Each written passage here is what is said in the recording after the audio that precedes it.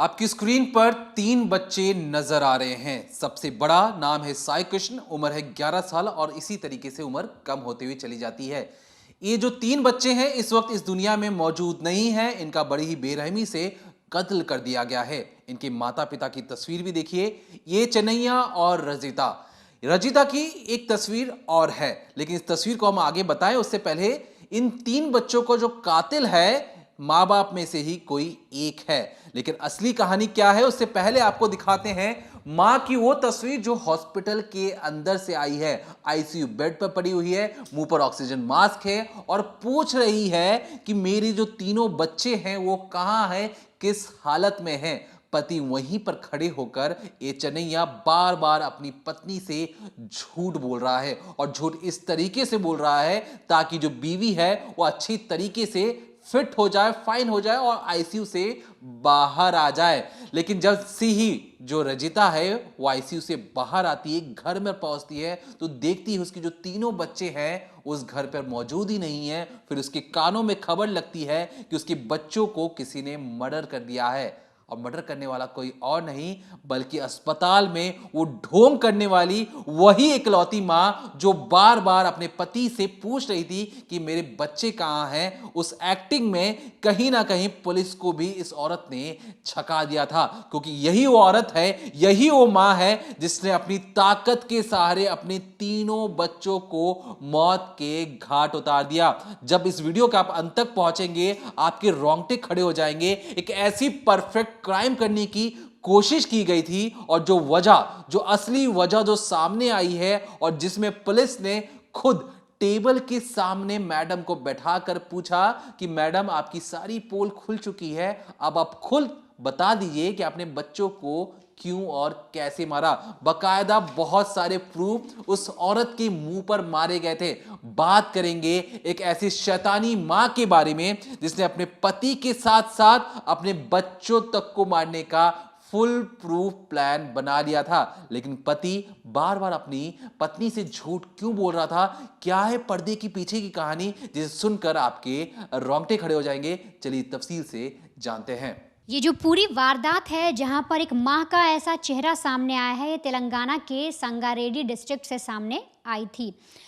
ये बात है इसी साल के मार्च के महीने की और इसे आज हम आपको इसलिए बता रहे हैं क्योंकि आप इस केस स्टडी से समझेंगे कि एक महिला या यूं कहें कि एक कोई भी एक शख्स वो किस कदर उसके ऊपर जो पागलपन है आज़ादी का, खुद को फिट रखने का, सुंदर दिखने का कि मैं बहुत सुंदर दिखती हूँ, मैं बहुत अच्छा दिखता हूँ, कितना ज़्यादा हावी होता है कि वो अपनों को ही मारने पर आतुर हो जाते हैं। तो तेलंगाना के संगारेड्डी डिस्ट्रिक्ट में जो ए चिन्नामयी हैं वो अपनी पत्नी रजिता के साथ रहते थे और उनके 3 बच्चे थे। जैसा दीपक ने बताया, साई कृष्णा, मधु लड़की थी और गौतम उनका सबसे छोटा बेटा था। जो ए चिन्नामयी है जो ये काम क्या करते थे, दरअसल जो वाटर टैंक होते हैं उनके ड्राइवर थे। पानी की जो सप्लाई होती है एक जगह से दूसरी जगह तक तो बड़े बड़े जगहों पर ही ले जाते थे और उस कंपनी में काम करते थे, इसके लिए ट्रक चलाया करते थे। अब ये बात है 27 मार्च की रात को करीब 3-4 बजे के आसपास, जो पछिलारा जिसे बोला जाता है, उस वक्त अचानक से जो चिन्नामयी है वो बहुत तेज़ चिल्लाते हैं, चीखते हैं और फ़ौरन अपने घर का दरवाज़ा खोलकर बाहर निकलते हैं। घर का दरवाज़ा बाहर खोलने के बाद जो चिन्नामयी हैं वो सीधे तौर पर अपने जो पड़ोसी हैं, जितने भी उनके पड़ोसी उनके घर का दरवाज़ा खटखटाते हैं, रोते हैं, बिलखते हैं, गिड़गिड़ाते हैं और जैसे ही जो नेबर्स थे वो बाहर निकलते हैं, वो चिन्ना की जब हालत देखते हैं कि अरे ये तो बहुत परेशान है, उससे पूछते हैं कि भाई क्या हो गया, क्या तकलीफ़ है। इसके बाद जो भी नेबर्स, जो भी पड़ोसी वहाँ पर आए थे, चिन्ना उनका हाथ पकड़कर उन्हें अपने घर के अंदर ले जाते हैं और दिखाते हैं अपने घर का मंजर। अब घर पर क्या सिचुएशन थी, तो सीधे तौर पर जो चिन्ना थे वो उन लोगों को अपने घर पर लेकर गए थे और वहाँ पर अपने कमरे में ले गए जहाँ पर बिस्तर पर चिन्ना की पत्नी रजिता बेहद बेरहमी से बिलख रही थी, तड़प रही थी। उन्होंने अपने पेट को हाथ लगा रहा था और बहुत ज़्यादा वो रो रही थी और चीख रही थी, ज़ोर ज़ोर से चीख रही थी। अब पड़ोसनी ने जब ये कंडीशन देखी तो चिन्नामयी से पूछा कि क्या हो गया, आखिर रजिता इतनी ज़्यादा परेशान क्या है, फटाफट इसे हॉस्पिटल ले चलो। तब चिन्नामयी बताते हैं कि मैंने रजिता से पूछा और वो शायद उसने एक खाना होता है जो साउथ इंडियन का बहुत फेमस होता है, जिसे बोलते हैं पेरू गन्नम, और कहा जाता है चावल और दही से बनता है ये। तो रजिता ने बताया कि उसने वो खाया था और बच्चों को भी वही खिलाया था, और इसके बाद उसे लग रहा है शायद उसकी तबीयत बिगड़ गई, फूड पॉइजनिंग, या उसे कुछ ऐसा हो गया, फूड से कोई एलर्जी हो गई जिसकी वजह से उसके पेट में बहुत ज़्यादा दर्द हो रहा है, उसकी हालत सही नहीं लगती। ऐसा रजिता ने चिन्ना को बताया था, और चिन्ना यही सारी चीज़ें जो हैं अपने पड़ोसियों को बताते हैं। पड़ोसी जब हालत देखते हैं रजिता के सामने जो बिस्तर पर पड़ी है, उन्हें लगता है कि कोई साधारण फूड पॉइजनिंग का एक केस नहीं है, रजिता के साथ बहुत कुछ बुरा हुआ है, बहुत ज़्यादा उसको कुछ ऐसी चीज़ से एलर्जी हो गई जिसकी वजह से उसकी हालत, जो कंडीशन है, वो बिगड़ती जा रही है। और फ़ौरन रजिता को एक गाड़ी में डाला जाता है और सीधे तौर पर अस्पताल ले जाया जाता है। अब अस्पताल कौन ले जाता है उस चिन्नामयी की पत्नी को? तो दरअसल जो पड़ोसी थे वो उसकी पत्नी को अस्पताल ले जाते हैं। अब चिन्नामयी क्यों नहीं गए थे? तो दरअसल कुछ पड़ोसी जब चिन्नामयी से पूछते हैं कि तुम भी हमारे साथ चलो, तब वो बताते हैं कि दरअसल मैं आप लोग के साथ नहीं ले जा सकता, आप मेरी पत्नी को लेकर जाइए, क्योंकि मेरे जो 3 बच्चे हैं, यानी कि साई कृष्ण, मधु और गौतम, वो दूसरे कमरे में हैं और अब वो हिल-डुल नहीं रहे हैं। मैं उनके पास गया था, उन्हें देखने गया था, लेकिन उनके अंदर कोई चेतना ही नहीं है, कोई चेष्टा ही नहीं है, और मैं उन्हें उठाने की कोशिश कर रहा हूँ तो बच्चे कोई जवाब नहीं दे रहे। मैंने नब्ज़ भी ट्राई की, पर मुझे बहुत ही डर लग रहा है, कोई आशंका, कोई अनहोनी मुझे ऐसा प्रतीत हो रहा है। अब यहाँ बीवी रजिता को लेकर कुछ लोग हॉस्पिटल चले गए थे, और ऐसे में जो बाकी पड़ोसी थे, क्योंकि पड़ोसियों में होता है, अगर आपकी फैमिली में कोई कष्ट है, कोई प्रॉब्लम है, तो ऐसे में जो पड़ोसी इकट्ठा हुए थे वो चिन्नामयी के साथ दूसरे कमरे में जाते हैं, वहाँ बच्चों की हालत देखते हैं, और जब वो उनकी नब्ज़ टटोलते हैं, नाक के पास हाथ लगाते हैं, तो देखते हैं कि बच्चों की जो सांसें हैं वो नहीं चल रही, और ऐसे में पड़ोसियों को भी डर लग जाता है। वो सीधे तौर पर चिन्नैया को बोलते हैं कि आप एक काम करिए, फ़ौरन पुलिस को इन्फॉर्म करिए, पुलिस को बताइए ये मामला बहुत गंभीर लग रहा है, बच्चों ने शायद बहुत ही कुछ उल्टा सीधा खा लिया है, जिसकी वजह से बच्चे जो हैं उनकी हालत तो खराब हुई, रजिता भी बीमार पड़ने जैसी हो गई। अब फ़ौरन पुलिस को बताया जाता है, पुलिस उस जगह पर पहुंचती है जहां पर ये घटना घट रही थी। वहां पहुंचने के बाद सारी डिटेल निकालती है, चिन्नैया से पूछा जाता है, चिन्नैया पूरी कहानी बताते हैं, और इसके बाद उनसे पूछा जाता है बच्चे कहाँ हैं। पुलिस जब बच्चों को देखती है, फ़ौरन उन्हें गांधीनगर एक अस्पताल है वहाँ पर लेकर जाया जाता है, जहाँ पर बताते हैं डॉक्टर्स कि जो बच्चे हैं उन्हें लाने से पहले, यानी अस्पताल लाने से पहले ही उनकी मौत हो गई है। अब जो चिन्नैया थे वो काफ़ी ज़्यादा सदमे में चले जाते हैं। एक तरफ उनकी पत्नी है, वो बेहद बीमार हैं, वो चीख रही हैं, चिल्ला रही हैं, उनकी चीखें, भले वो अस्पताल चली गई पर उनकी चीखें अभी भी चिन्नैया के कानों में गूंज रही है। और इधर 3 बच्चे, सीधे तौर पर 3 बच्चे थे, उनको जो डॉक्टर से कहते हैं कि तीनों ही जिंदा नहीं रहे। चिन्नैया की हालत ख़राब थी, उन्हें लग रहा था कि जो चीज़ें उनके बच्चों ने खाई है, हो सकता है जो पत्नी ने भी वही चीज़ खाई, और आने वाले वक्त में हो सकता है उन्हें बुरी खबर मिले कि उनकी पत्नी भी नहीं रही।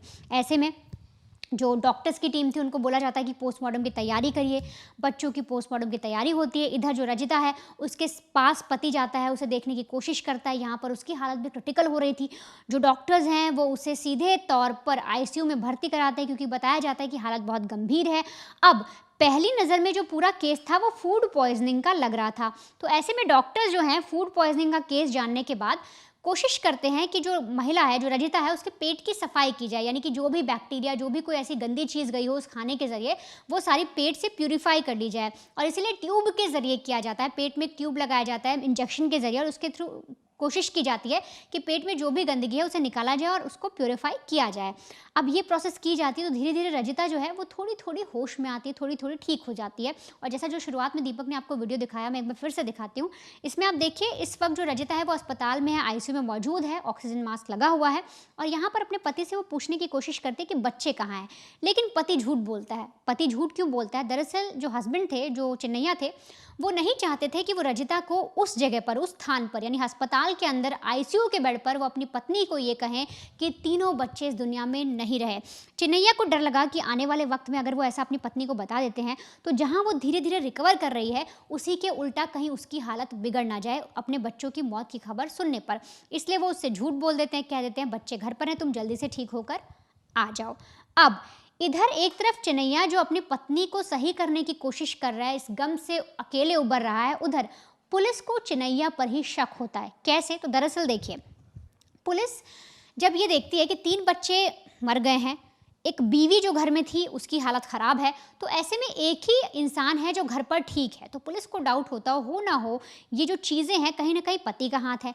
इधर जो बच्चे थे उनकी पोस्टमार्टम रिपोर्ट आती है, पोस्टमार्टम रिपोर्ट में साफ होता है कि जो बच्चे हैं उनकी मौत किसी जहर से, किसी फूड पॉइजन से, कोई भी ऐसी गंदी चीज़ खाने से नहीं हुई है। पोस्टमार्टम रिपोर्ट में आता है कि बच्चों का गला दबाया गया है, यानी स्ट्रैंगुलेशन साफ तौर पे लिखा होता है। डॉक्टर्स के जरिए पुलिस को बताया जाता है कि तीनों बच्चों की जो है हत्या की गई है, उनका बड़ी ही बेरहमी से गला दबाया गया है। अब पहली बार पुलिस को ये जो केस अब तक लग रहा था कि कोई घटना है, कोई इंसिडेंट हो गया है, अचानक से किसी ने कुछ गलत खा लिया है, इसकी वजह से केस था, वो पूरा केस अब टर्न हो जाता है और बन जाता है एक मर्डर का केस। वो भी 3 हत्याएं एक ही घर के बच्चों की, और बीवी की भी हो सकती थी। अब ऐसे में पुलिस का शक साफ तौर पे चिन्नैया पर जाता है और चिन्नैया से पूछताछ शुरू होती है।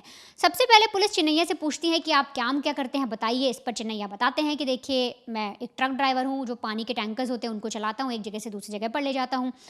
इस पर पुलिस उनसे डिटेल निकालती है कि आप हमें ये बताइए कि उस रात में, उस दिन जिस दिन आप बता रहे हैं 27-28 की दरमियानी रात 4-5 बजे जो आपकी पत्नी की हालत ख़राब थी, आपने लोगों को बुलाया, उससे पहले यानी 27 की जो पूरी रात थी उसमें आप क्या थे और आपका काम क्या था? तो चिन्नैया बताते हैं कि देखिए सर, उस दिन का मेरी ड्यूटी लगी थी कि मुझे तेलंगाना से चंदन नगर करके एक जगह है, जो बताया जा रहा है करीब करीब उसकी जो अगर आप डिस्टेंस देखें तो 60 किलोमीटर के आसपास है, यानी 60 किलोमीटर जाना और 60 किलोमीटर आना, तो 120 किलोमीटर है। वहाँ पर मुझे उस दिन जाना था, वो जो टैंकर्स थे उनको लेकर, और फिर वापस आना था। इतना ही मेरा काम था और मैं घर से रात के 9 बजे निकला था। तो पुलिस पूछती है कि ठीक है, आप 9 बजे निकले, वापस कब आए? चिन्नैया बताते हैं कि रात को 3 बजे वो घर पर वापस आए। अब पुलिस ने पहला शक चिन्नैया पर यह किया कि आप हमें ये बताइए, 60 किलोमीटर का सफ़र था एक साइड का, मुश्किल से 2 घंटे लगते हैं। 9 बजे आप निकले तो करीब करीब 11 बजे पहुंच गए होंगे, टैंकर चढ़ाए होंगे, 12 बजे फिर निकले होंगे, तो आप 2 बजे घर आ जाने चाहिए, आपको इतना लेट क्यों हुआ? चिन्नैया इस पर बोलते हैं कि सर, उस रोज़ थोड़ा सा ट्रैफिक मिल गया था, जिस वजह से मुझे घर पर आने में 3 बज गए, लेट हो गया। पुलिस मान लेती है। पुलिस फिर पूछती है, ठीक है, आपके परिवार में आपकी बीवी ने खाना खाया, जो आप बता रहे हैं जिससे उसकी तबीयत खराब हुई, बच्चों ने खाया, लेकिन बच्चों का तो गला दबाया गया है, तो ऐसे में आपने भी वही खाना खाया होगा, आप बीमार क्यों नहीं पड़े? अब चिन्नैया बोलता है कि उस रात मैं 9 बजे घर से निकला था और मैं टिफ़िन लेकर निकला था। मेरी बीवी ने जो बनाया था पेरुगन्नम, वो मैं लेकर ही निकला था, लेकिन रास्ते में मुझे कुछ काम पड़ गया और इस वजह से मैंने जब टैंकर चढ़ाया, खाने का वक्त नहीं मिला, फिर वापस लौटा तो ट्रैफिक लग गया, तो मैंने सोचा अब घर चलकर ही देखता हूँ, और इसलिए मैं घर पर आ गया। पुलिस ने ये सारी चीज़ें तो पूछी, लेकिन उनका शक अब भी चिन्नैया पर बरकरार था। पुलिस को लग रहा था कि एक घर की जो महिला है, जो क्रिटिकल कंडीशन में थी, धीरे धीरे रिकवर हुई है, अब उसके घर जाने का समय आ रहा है, और दूसरे 3 बच्चे घर के हैं नहीं, एक आदमी जो जीवित बचा है, सही सलामत है, हो ना हो उसी ने कुछ गलत किया है। लेकिन पुलिस की टीम थी, उन्हें लगता है कि जब चिन्नैया कुछ बता नहीं रहा, बीवी का कुछ समझ आ नहीं रहा, बीवी भी बेचारी बीमार पड़ी हुई है, आईसीयू में बच्चों के बारे में पूछ रही है, रो रही है, इतना ज़्यादा बिलख रही है, और जैसे वो घर पहुंचती है वो और रोना धोना चालू करती है कि उसके बच्चे ख़त्म हो गए, उसके बच्चे मर गए।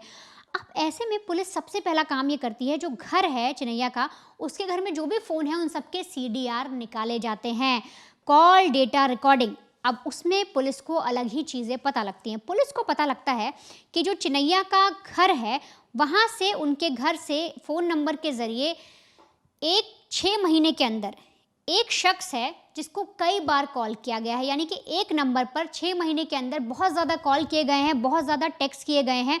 पुलिस को ये सारी चीज़ें पता लगती हैं। अब जब उस नंबर की डिटेल निकाली जाती है तो पता लगता है कि वो नंबर तेलंगाना के नलगोंडा में रहने वाले शिवा कुमार का है। तो पहली बार इस पूरी स्टोरी में एक और कैरेक्टर आता है जिसकी आप तस्वीर देख रहे हैं, शिवा कुमार।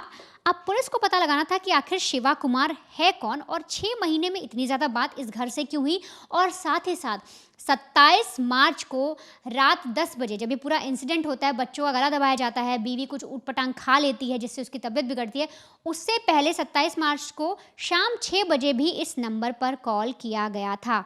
पुलिस सारी डिटेल निकालती है, पुलिस को सारे प्रूफ मिलते हैं, और जैसे ही पुलिस को प्रूफ मिलते हैं, पुलिस के पैरों तले ज़मीन खिसक जाती है। पुलिस को पता लग जाता है कि कत्ल करने वाला कोई और नहीं बल्कि वही शख्स है जो रोता बिलखता ढोंग कर रहा था और बार बार पूछ रहा था कि उसके बच्चे कहाँ हैं। अब जब पुलिस उससे पूछताछ करती है, पूरी कहानी क्या निकल कर आती है, पुलिस को क्या सबूत मिलते हैं, पुलिस कैसे इस पूरे केस को सुलझाती है और कातिल तक पहुँचती है, आप वो भी समझिए। देखिए, जो कातिल है, जो कितना भी शातिर बनने की कोशिश करे, वो उसके लिए वो नाकाफी रहता है। अब ऐसी चीज़ें मैं आपको क्यों बोल रहा हूँ? दरअसल जो माँ है जिसने अपने बच्चों को मौत के घाट उतारा, उसकी भी अपनी एक कहानी है, और उस कहानी को जब पुलिस वाले खाकी वर्दी में सुन रहे थे तो थोड़ा सा उनके मन में भी आया कि कहीं इस महिला के साथ भी चीज़ें गलत तो नहीं हुई हैं। क्या कहानी है, ध्यान से सुनिए। दरअसल ये जो रजिता है, ये पढ़ाई लिखाई में बहुत ज़्यादा अच्छी थी और क्लास 12 तक अ, अक्सर कहते थे कि इसके अच्छे नंबर आते हैं और इसे डॉक्टर बनने का भी इसका सपना था। लेकिन जैसे ही क्लास 12 में पहुंची और जैसे ही इसने 18 साल की उम्र की दहलीज को पार किया, मतलब 19 साल की जब उम्र पे उसने कदम रखा, उसी वक्त उसकी शादी करवाई जाती है उससे 20 साल बड़े, जो कि उनके पति हैं ए चन्नैया, और लगभग लगभग उनकी उस वक्त 38 साल उम्र थी। और यहाँ पर 18-19 साल की एक लड़की जो अभी अभी क्लास 12 जिसने पास किया है। अब पहली बार जिसे आगे बढ़ने का सपना था, डॉक्टर बनने का सपना था, वो अचानक से अपने 20 साल बड़े एक जिसकी आप तस्वीर देख भी रहे हैं, शादी की उस वक्त की तस्वीर है रजिता और ए चन्नैया की। तो उस वक्त बेमन से इसने शादी तो कर लिया था रजिता ने। और रजिता अपनी ज़िंदगी में एक तरीके से फल फूल भी रही थी, उसके 3-3 बच्चे हो चुके थे, अक्सर उनको स्कूल ले जाना, घर का काम करना और इसी सब चीज़ों में पूरे दिन काम बीत भी रहा था। फिर एक रोज़ जो रजिता हैं, जब वो 11-12 साल के जब बच्चे हो भी जाते हैं, तो कई बार एक स्कूल रीयूनियन में कहा गया कि चलो जो जितने भी स्कूल वाले जो लोग हैं एक बार मिलते हैं, पार्टी पुर्टी करते हैं। उसी स्कूल रीयूनियन में रजिता को अपने बचपन के कई सारे दोस्तों से मिलने का मौका मिलता है। अब वो सबकी कहानी सुनती है, सब अच्छी अच्छी जगह पर पहुंच चुके थे और ऐसे में उसकी मुलाकात होती है उसकी बचपन के एक दोस्त थे जिसका नाम था शिवा। शिवा एक तरीके से उसका बचपन का क्रश भी था और धीरे धीरे जब उसने उससे बातचीत करना शुरू किया तो शिवा उसके हम उम्र का लड़का था और जिंदगी में बहुत कुछ अच्छा भी कर रहा था। अब यहाँ पर रजिता को लगा कि वो अपने बूढ़े पति के साथ तंग आ चुकी है, उसे शिवा के साथ उसने फ्लर्ट करना चालू किया और शिवा भी एक तरीके से रजिता के प्यार में पड़ चुका था। दोनों के बीच में कई बार संबंध बनते हैं। अब शिवा एक तरीके से रजिता को रिझा रहा था और रजिता को भी लग रहा था कि पहली बार उसे जिंदगी में आज़ादी मिली है। रोजमर्रा के काम से वह अलग हटकर अपने बच्चों को संभालने के अलावा वो शिवा से प्यार करने लगी है और अपने पति से सिर्फ और सिर्फ एक रिश्ता निभा रही है। उस रिश्ते में की जो बुनियादी ढांचा है वो बहुत ज्यादा कमजोर है और इसलिए एक बीवी जो कि माँ भी है, जो वो भी 3-3 बच्चों की माँ है, बावजूद इसके वो हवस के सामने झुक जाती है और एक तरीके से शिवा को ही अपना प्यार मानना शुरू कर देती है। लेकिन शिवा भी कम नहीं, शिवा ने उसके सामने शर्त रखी कि देखो मैं तुम्हारे प्यार को तभी अपनाऊंगा जब तुम तीनों बच्चों को इस दुनिया से रुखसत कर दोगी, इस दुनिया से हटा दोगी, तभी मैं तुम्हें एक्सेप्ट करूंगा। शिवा का जो अंदर ही मकसद था कि कभी भी एक माँ अपने 3 बच्चों को मारकर उसके पास नहीं आएगी। लेकिन पहली बार शिवा को भी धक्का लगता है जब शिवा के सामने रजिता कहती है कि ठीक है मैं अपने तीनों बच्चों को मारकर तुम्हारे पास आऊंगी। शिवा को लगता है कि एक माँ ऐसी चीजें नहीं कर सकती है। उस वक्त तो वो हाँ बोल देता है कि ठीक है पहले जब करना फिर हम बात करेंगे। और इसलिए जिस तरीके से वनिता ने बताया, जब पुलिस इन्वेस्टिगेशन चालू होता है तो शाम के 6 बजे ये शिवा को कॉल कर कर ये कहती है कि आज प्लान काम करेगा, आज मैं अपने तीनों बच्चों को मार दूंगी और फिर तुम्हारे पास आ जाऊंगी। इसके बाद फोन कट होता है। 9 बजे पति काम के लिए निकल जाता है। रात की 10 बजे, जिस तरीके से मैंने आपको शुरुआत में जो बताया था, रात की 10 बजे तीनों बच्चों को बुलाया जाता है। तीनों बच्चों को एक एक कर मौत के घाट उतारा जाता है। किस तरीके से उतारा जाता है, जो नहाने वाले जो टॉवल होते हैं उससे गला घोटने की कोशिश होती है। बच्चे कमजोर थे, जो माँ है माँ की ताकत के सामने वो बेबस हो जाते हैं और एक एक कर हार मानना शुरू कर देते हैं जिंदगी के सामने। सबसे पहला जो उस माँ ने, रजिता ने, अपने सबसे बड़े बेटे साई कृष्ण को मौत के घाट उतारा। उसके बाद जो उसके बीच वाला जो बेटा था उसे मधु, उसे जो बेटी थी बीच वाली जो बेटी थी मधु, उसे मारा। और जो सबसे छोटा बेटा था यानी कि गौतम, उसे भी मौत के घाट उतारकर, और जो तीनों ही बच्चे थे माँ की ताकत के सामने बेबस हो चुके थे, हार मान चुके थे। उन्हें लग रहा था कि माँ किस तरीके से उन्होंने जन्म दिया है, माँ का काम होता है प्यार करना, वही माँ अगर अपने बच्चों को मार दे तो ये सुनने में जितना अजीब और रोंगटे खड़ा करने वाला है। सामने जो पुलिस वाले बैठे थे उनके होश उड़ चुके थे कि देखिए इस तरीके से एक माँ किस तरीके से जो कहानी बता रही है, और उसके आंखों में, उसके हाव भाव में कोई दर्द नहीं है, कोई से पछतावा नहीं है, सिर्फ वो बोलते जा रही है। और उसके बाद उसका ये भी कहना था कि जब मैंने अपने तीनों बच्चों को मार दिया, फिर मैं एक एक बच्चों को उठाकर बिस्तर पर मैंने उन तीनों बच्चों को सजा के रखा, ताकि जब मेरे पति आए तो उन्हें लगे कि बच्चे सो रहे हैं। सोचिए एक माँ किस तरीके से प्लान कर सकती है अपने तीनों बच्चों को मारने के लिए, और सिर्फ इसलिए ताकि वो अपने हवस के सामने, जो अपने प्यार को पाने के लिए जो उसने वादा किया था, उस वादे को पूरा करने के लिए किसी भी हद तक जा सकती है। जब उसने तीनों बच्चों को एक तरीके से सुला दिया मारने के बाद, रात 10 से 11 के बीच की पूरा वाकया है। उसके बाद उसने एक्टिंग किया कि उसे दही चावल खा लिया, उसे फूड पॉइजनिंग हो गई है और उसकी हालत बहुत ज्यादा खराब हो रही है। और देर रात जब पति आता है तो पति को भी वो दिखाने की कोशिश करती है कि देखो मेरी तबीयत अच्छी नहीं है। और कहीं ना कहीं पुलिस को यह भी शक था कि अस्पताल से वापस आने के बाद जिस तरीके से इसने अपने तीनों बच्चों को मौत के घाट तो उतारा ही उतारा, कहीं ना कहीं ये अपने से बड़े 20 साल बड़े पति को भी मौत के घाट उतार देती, एक ऐसे बाप को मौत के घाट उतार देती जिसने अपनी आंखों के सामने अपने बच्चों को मरते हुए देखा है। और ये जो सारी जो चीजें हैं, जब पुलिस वाले, और जो आपके मन में भी सवाल आ रहा होगा कि क्यों जो रजिता है उसने डाइवोर्स नहीं दिया अपने पति को, डाइवोर्स देके भी तो वो अपने बॉयफ्रेंड के पास जा सकती थी। तो रजिता ने जो चीजें कही मैं आपको हूबहू बताता हूं उसने क्या कहा। उसने कहा कि सर आप भारत देश में रहते हैं, भारत देश में डाइवोर्स लेने की जो प्रक्रिया है वो बहुत ज़्यादा लंबी और जटिल है और इसमें बहुत ज़्यादा समय भी लग सकता है, और मेरे पास उतना समय नहीं था। और समय नहीं था तो मुझे लगा कि मुझे अपने बच्चों को और पति को भी किसी तरीके से जल्द रास्ते से हटाने की ज़रूरत है, क्योंकि मैं शिवा के सिवा और किसी और के पास नहीं रहना चाहती थी। हर एक पल मुझे कांटे की तरह चुभ रहा था, मैं हर एक पल उसके पास जाने के लिए सोचती थी, और इसलिए मैंने अपने तीनों बच्चों को मौत के घाट उतारा। एक अपराधी, एक कातिल, और उससे भी सबसे बड़ी चीज एक माँ जिसने अपने बच्चों को मारा हो, जिस माँ के अंदर ममता होती है। आपने कहानी सुनी होगी कि एक माँ किसी भी हद तक जाकर अपने बच्चों के लिए कुछ भी कर गुजर जाती है, लेकिन यहां पर जो रजिता जैसी जो माँ है वो सिर्फ और सिर्फ अपने बचपन के प्यार को पाने के लिए, अपने हवस को बुझाने के लिए उसने 3-3 बच्चों की बलि दे दिया, आहुति दे दी, और सिर्फ इसलिए ताकि जो डाइवोर्स की जो प्रक्रिया है हमारे देश में वो जटिल होती है, लेट होगा, और इस लेट के चक्कर में वो फंसना नहीं चाहती है, कागजी कार्रवाई में नहीं फंसना चाहती है। और इसलिए उसने सोचा कि क्यों ना मैं इन सारी चीजों को दरकिनार करते हुए एक ऐसा रास्ता अपनाती हूं, क्राइम की दुनिया में जाती हूं, और क्राइम की दुनिया में दिखा दूंगी कि मेरा प्यार सबसे ज्यादा सच्चा है। अब जब पुलिस ये सारी चीजें सुनती है और उसे पता लगता है कि शिवा को फोन करके बताया गया था कि वो इस बच्चों को मारने वाली है, तो शिवा ने क्यों किसी को नहीं बताया, और इसलिए शिवा को भी कॉन्स्पिरेसी मतलब साजिश और षड्यंत्र रचने के लिए उसे भी गिरफ्तार किया जाता है, जो कि उस जहां से ये रह रही थी रजिता, वहां से लगभग 60-70 किलोमीटर दूर रह रहा था। लेकिन उसे पता था कि उस रात उस घर के अंदर क्या क्या चीजें होने वाली हैं। बजाय किसी को बताने के लिए, बजाय किसी को पुलिस को इन्फॉर्म करने के लिए, वो इंतजार करता रहा कि रजिता अपने बच्चों को मार दे। और इसलिए फिलहाल जब हम इस वीडियो को रिकॉर्ड कर रहे हैं, दोनों ही मियाँ बीवी माफ कीजिएगा, जो पति हैं वो तो बाहर है और सदमे में, उनको समझ में नहीं आ रहा कि उनकी जिंदगी के साथ क्या हो गया, लेकिन जो बीवी है और जो बॉयफ्रेंड है इस वक्त जेल के अंदर और सलाखों के पीछे हैं। और कहीं ना कहीं अभी भी जो माँ है उसे जरा सा भी अपने मन के अंदर पछतावा नहीं है, वो सिर्फ और सिर्फ अभी भी शिवा के प्यार में अंधी बन चुकी है, और इस अंधेपन का कोई इलाज नहीं हो सकता है।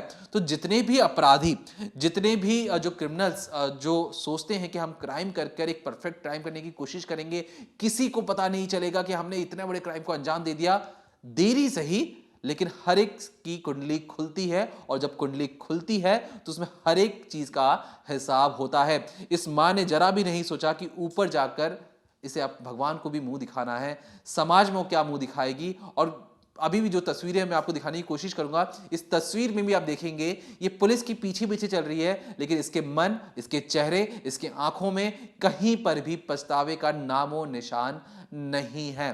तो एक ऐसी मां की कहानी आज हमने आपको बताने की कोशिश की है, कि केस स्टडी बताने की कोशिश की है, जहां पर अपराधी जो इस तरीके रजिता जैसे जो अपराधी होते हैं बार बार बचने की जो उनकी प्लानिंग और जो साजिश होती है, उन्हें लगता है कि कोई उन्हें नहीं पकड़ सकता। लेकिन इन्वेस्टिगेशन और सल्यूट टू ऐसे खाकी वर्दी पहनने वाले लोगों को जो एकदम अच्छे तरीके से जो इन्वेस्टिगेशन करते हैं, ताकि जो कातिल हैं उनका चेहरा बेनकाब हो सके और सबके सामने आ सके। तो हमारी कोशिश थी कि तमाम ऐसे जो केसेस होते हैं हम आप तक लेकर आए। और अगर आपके मन में भी कोई ऐसे केस स्टडीज हो जो आप चाहते हो कि आप हमारे साथ शेयर करें, तो कमेंट सेक्शन में कमेंट करके जरूर हमें बताएं। तब तक देखते रहिए decoding crime, only on crime तक।